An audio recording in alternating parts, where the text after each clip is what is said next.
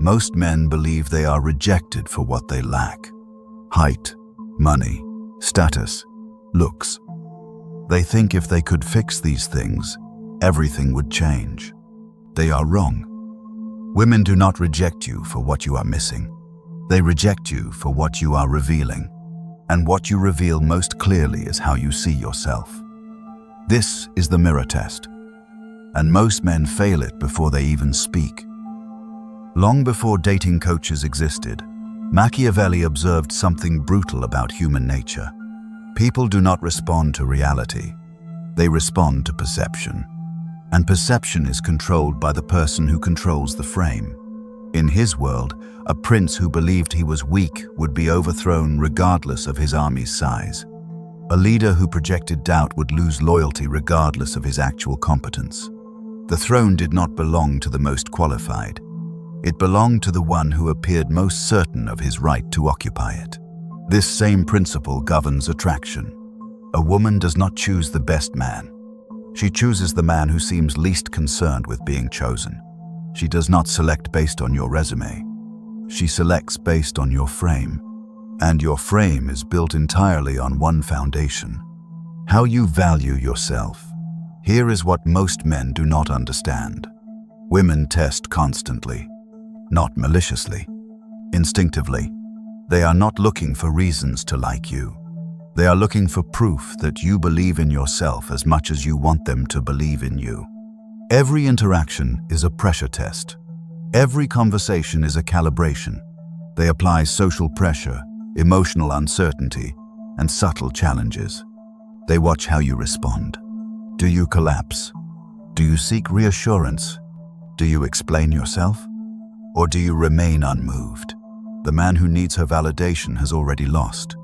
Because validation seeking is the loudest signal of low self-perception. Machiavelli wrote that fortune favors those who act as though they deserve it. Not arrogantly, not desperately, but with the quiet certainty of someone who has already made the internal decision. When you approach a woman hoping she will see your worth, you are asking her to do work you have not done yourself. You are outsourcing your value to her judgment. And the moment she senses this, the dynamic inverts. She becomes the judge. You become the defendant. And defendants do not inspire desire. They inspire pity. This is why confidence is not about what you say. It is about what you do not need to say. The man who talks about his accomplishments is defending his position. The man who does not mention them at all occupies a position that requires no defense. One man explains. One man exists. Explanation is the language of uncertainty. Existence is the language of power. Women do not fall for men who try to convince them. They fall for men who do not seem to care whether they are convinced or not. This feels unfair. It is. But fairness has never governed attraction. Power has. And power in attraction is always asymmetrical. The person who needs the outcome least controls the outcome most. This is where most men sabotage themselves. They feel attraction and they accelerate. They sense interest and they increase effort. They mistake a moment of attention for a green light to pour themselves out. They tell stories. They share feelings. They reveal fears. They hand over the map to their internal world. And once that map is given, she stops exploring. Because there is nothing left to discover. Mystery is not about deception. It is about restraint. Machiavelli understood that leaders who revealed all their reasoning gave enemies the tools to oppose them. The same applies here.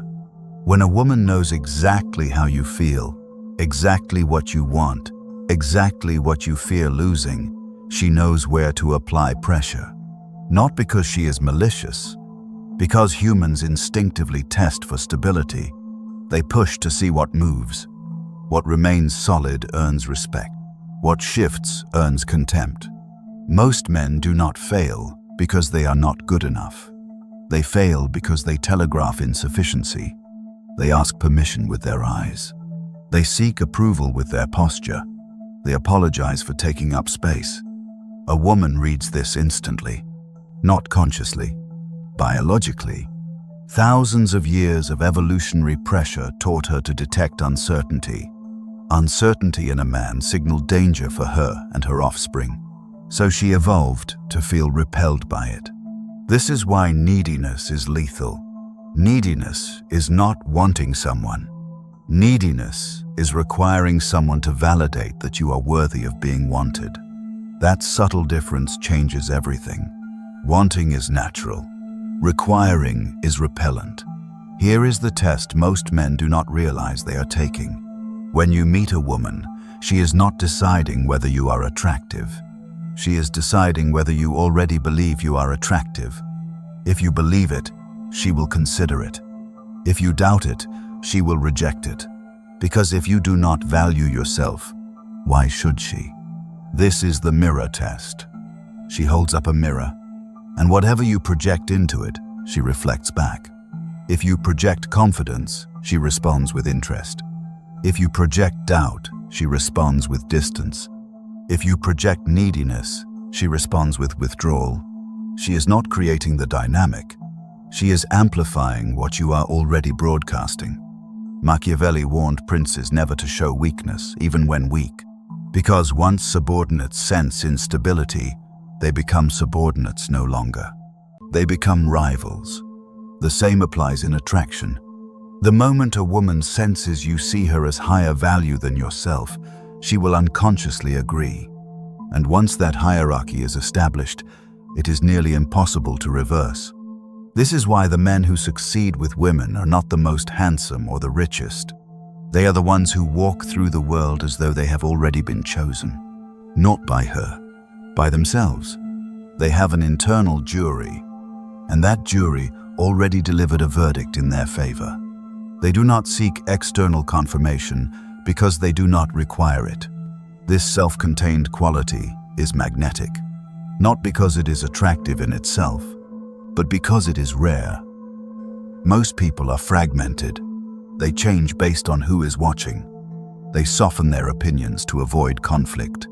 They adjust their personality to match the room. They are a shifting reflection of external expectations. And shifting things feel unstable. Unstable things do not inspire trust. And without trust, there is no attraction. The man who does not shift feels solid. Solid feels safe. Safe feels rare. Rare feels valuable. Here is what this looks like in practice. She cancels plans last minute. The needy man panics. He sends 3 messages asking if everything is okay. He offers to reschedule immediately. He makes himself more available to compensate. He has just told her, "Your attention is more valuable than my time." The hierarchy is set. The man who understands the mirror test does something different. She cancels. He says, "No problem," and he goes silent. He does not punish. He does not chase. He simply reallocates his attention. Days pass. She reaches out. "Hey, sorry about the other day. Are you free this week?" He is busy. "I can do Thursday evening." Notice what happened. He did not play games. He just refused to collapse his own value in response to her withdrawal. She tested. He did not move. So she moved. This is not manipulation. This is maintaining equilibrium. Machiavelli wrote that a prince must never appear desperate for alliances, even when he needs them, because desperation invites exploitation. The same applies here. The moment you signal that her presence is the only thing preventing your collapse, she will unconsciously lose interest. Not because she is cruel, but because biology has wired her to seek stability, and you just demonstrated instability. The uncomfortable truth is this: women do not want to be needed. They want to be wanted by someone who does not need them. There is a massive difference. Need implies dependency. Dependency implies weakness. Weakness repels. Want implies preference. Preference implies choice. Choice implies abundance. Abundance attracts. When you operate from want rather than need, your entire energy changes. You stop seeking. You start selecting. And selection is the ultimate frame. The selector has power. The selected does not. This is why men who have options or who behave as though they have options generate more interest. Not because women are competitive, but because abundance signals value. If other women see something in you, there must be something there. Social proof is just collective validation of the mirror you are holding up. But here is the trap. You cannot fake this. Performed confidence collapses under pressure. Real confidence does not. Real confidence is not a feeling. It is a decision. You decide you are valuable, not because of external proof, but because you have done the internal work to justify that belief to yourself. That internal work looks like this. You build competence in something that matters to you. You keep promises to yourself. You stop tolerating behaviors from others that violate your standards. You remove people who drain your energy. You invest in your body, your mind, your future. You stop seeking permission to take up space. When you do this consistently, something shifts. You stop hoping women will see your value, because you already see it. And once you see it, they sense it. Not because you told them, because you no longer act like someone who needs to be told. Machiavelli observed that power is not what you have. It is what people believe you have. Attraction works identically. Attractiveness is not what you are. It is what you believe you are.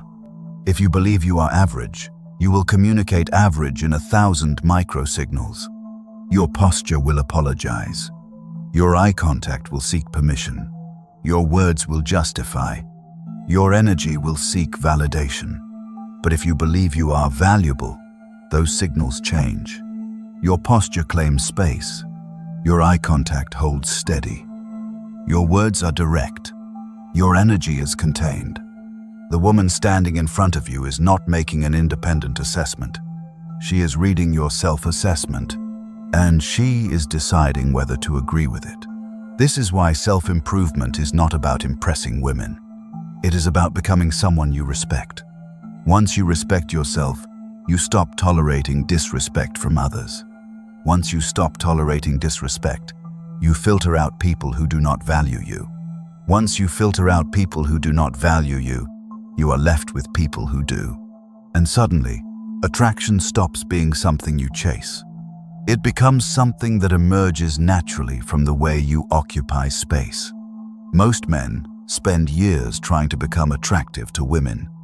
They should spend that time becoming attractive to themselves. Because the man who genuinely likes himself does not need anyone else to confirm it. And that self-contained energy is the most magnetic force in human interaction. Not because it is kind, not because it is good, but because it is rare. And rarity is the root of all value. Machiavelli wrote his philosophy in exile, stripped of status, reputation, and safety. And yet his name echoes through centuries. Why? Because he understood something fundamental. External circumstances change. Internal frame does not have to. The man who holds his frame regardless of external validation becomes immune to circumstance. And immunity to circumstance is freedom.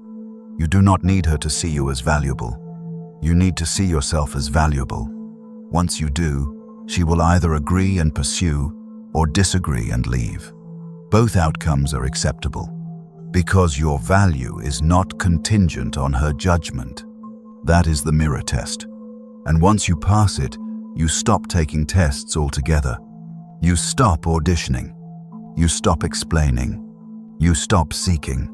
You simply exist. And existence, when rooted in genuine self-respect, is more magnetic than any performance could ever be. If this resonates, you already know why.